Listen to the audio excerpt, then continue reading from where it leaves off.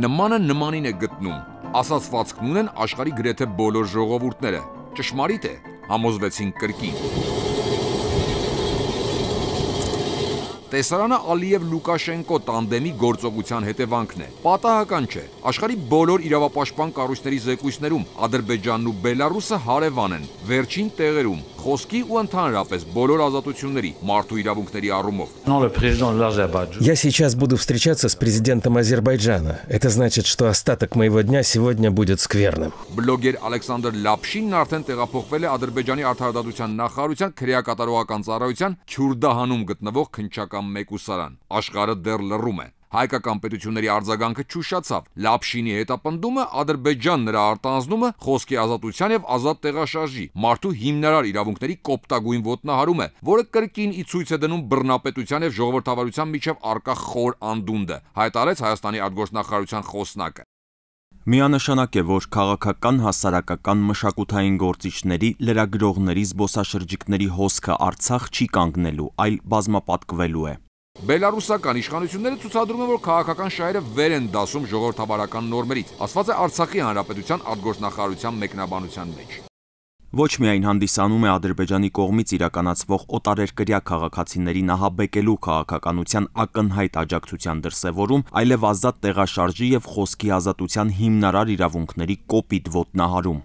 Լապշինի արտահանձնմանը շատ բուռն ու կոշտ արձագանքեց Հայաստանի խորհրդարանը, բոլոր խմբակցություններն առանց բացառության։ Անկախ падգամավոր Խաչատուր Քոքոբելյանը նշեց, որ սա սովորական դեպք չէ։ Հստակ ազգային ժողովը որպես Հայաստանի թիվ 1 քաղաքական մարմինը իր դիրքորոշումը այս հարցի հետ կապված պետք է հայտնի։ Ազգային ժողովի փոխխոսնակ Էդուարդ Շարմազանովը որպես հայ-բելարուսական հանձնաժողովի նախագահ պաշտոնապես հայտնել է, որ սա խայտառակ քայլ է, որը չի բխում Լեռնային Ղարաբաղի հարցի խաղաղ կարգավորման տեսանկյունից։ Սա քայլ է եւ Ռուսաստանի դեմ, եւ խաղաղ կարգավորման դեմ, եւ Հայաստանի դեմ, եւ եւս մեկ անգամ հարված է ժողովրդավարական արժեքներին։ Սա ուղղակի խայտառակություն եւ կեղտոտ գործարք է։ Նիկոլ Փաշինյանի կարծիքով Լապշինին Ադրբեջան են արտահանձնել, քանի որ նա Արցախ է այցելել եւ պոզիտիվ արտահայտվել։ Սա իր քաղաքական նշանակությամբ համարժեք է Հունգարիայի կողմից Ռամիլ Սաֆարովին Ադրբեջանին արտահանձնելուն։ Կարծում եմ Հայաստանի ԱԳՆ-ն պետք է հետ կանչի Բելարուսում Հայաստանի դեսպանին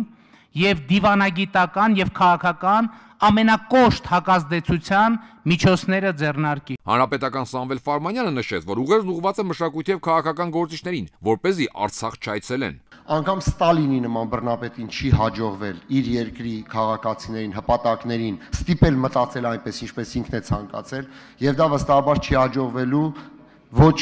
Բելարուսի նախագահին եւ ոչ Ադրբեջանի նախագահին, բայց ավելի մտահոգիչ է մեկ այլ հանգամանք։ Հայ հանրության աշխում ՀԱՊԿ եւ ԵՏՄ-ն, իսկ Բելարուսը որպես դաշնակից պետություն սկսում է արժեզրկվել։ Մհեր Շահագերդյանը նշեց, որ Հայաստանը բոլոր մակարդակներով պետք է պայքարի այս երևույթի դեմ։ Պետք է պայքարենք Լապշինին ազատելու համար, որպեսզի այն չդառնա նախադեպ եւ այն չդառնա թույլատվություն Ադրբեջանին հետագայում նման գործընթացներ վարելու համար։ Աննախադեպ լկտիություն եւ ցինիզմ Նաիրա Զորաբյանի որակումն է։ Ես անգամ կողմ կլինեմ, որ այս պահին մենք սարեցնենք մեր անդամությունը ՀԱՊԿ-ում եւ բնականաբար հետ կաչվի դեսպանը։ Մեխանիզմներ կան, դիմեք թող Բելարուսին հեռացնեն ՀԱՊԿ-ից, դուրս եկեք ՀԱՊԿ-ից։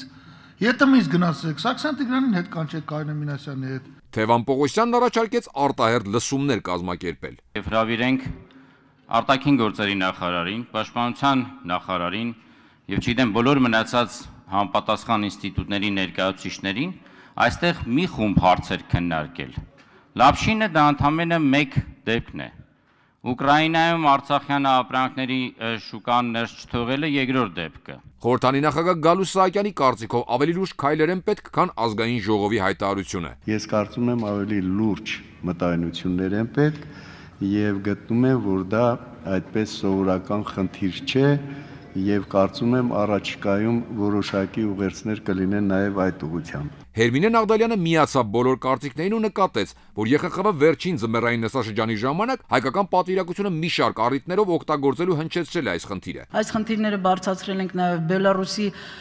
ընդդիմության եւ իշխանության ներկայացուցիչների։ Վարան Բաղդասարյանը հիշեց, որ սա առաջին դեպքը չէ եւ Բելարուսի կողմից Ադրբեջանի նկատմամբ կողմնակալ վերաբերմունք են նկատում։ Սա մարդու իրավունքների պարզ ոտնահարում է ՀԱԲ երկրի անդամի կողմից Ռուսաստանի Դաշնության քաղաքացու նկատմամբ։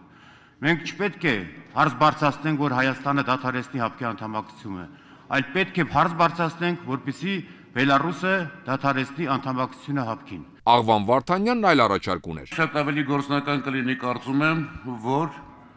ազգային ժողով այդ մասին խոսվեց, հանդես գա հայտարարությամբ։